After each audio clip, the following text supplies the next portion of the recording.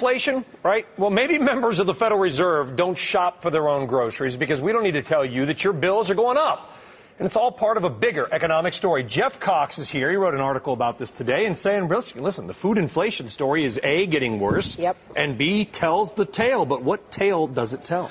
Good news, bad news. Good news is gas prices have gone down about 5% over the past month. The bad news is food prices are going up, up, up. Now, the government tracks about 76 different items on the BLS website. About 45 of those items have gone up in price just over the past month, 66% over the past year. Let me hit a couple highlights here. Grapes, 1 month, grapes 30% up. Cabbage up 17% in 1 month. Over the past year, coffee's up 40% over the past year. The only good news here is that you can drown your sorrows in a bottle of wine. It's down 24% over the past month. Even though grapes are up. Is there any particular common factor or denominator here that is pushing prices up, apart from, you know, the usual weak dollar and printing money, I mean, you could just draw a straight line from the commodities prices, the way that they have just gone parabolic. You have all this cheap dollars. You also have rising demand around the globe, so that's helping. Another big factor, though, is weather. The weather, the problems, the tornadoes, everything has wreaked havoc on this year's supply. It's kind of too late at this point. You're going to have that continued price.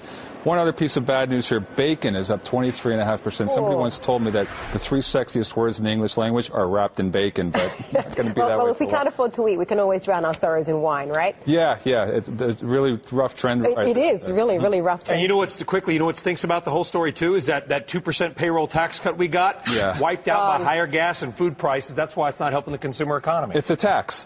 It is indeed. Thank you so much, Jeff, as always. Nowhere are rising costs hitting Americans harder than at the gas pump and the grocery store, places we spend 25 cents of every dollar we earn.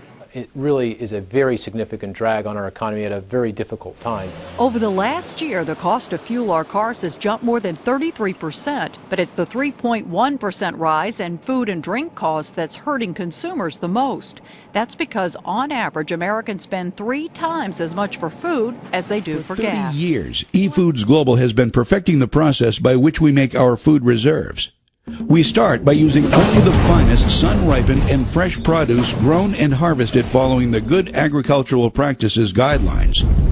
Not only are our ingredients GAP certified, but we carefully test them for chemical and microbial contaminants like Salmonella and E. coli before the approved ingredients are blended into our exclusive recipes following strict quality control standards established and audited by the U.S. Department of Agriculture. These ingredients contain no trans fats, no hydrogenated oils, and no MSG. At Efoods Global, we do not freeze-dry our food because the freeze-drying process removes moisture and infuses chemicals into the food to prolong the shelf life. All of our ingredients are dehydrated only using low heat, and no chemical preservatives are ever added. Our dehydration process naturally preserves the food so that upwards of 92% of the nutritional value remains intact. These quality ingredients are then packaged in moisture-resistant, light-resistant, proprietary assurance packaging that is flushed with carbon dioxide to prevent oxidation and guarantee longer shelf life and quality before sealing the package.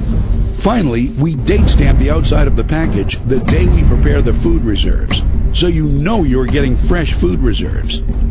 Efoods Global Reserves, when properly stored, maintain their flavor and quality for up to 25 years.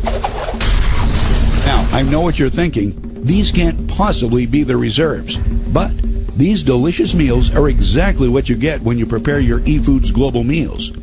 And none of these meals require more than a pot of boiling water, the contents of a package, and 10 to 20 minutes. Pretty soon, you are going to select some of these delicious meals to try for yourself for free. That's a great opportunity. Let's talk about some other opportunities Efoods Global has to offer you.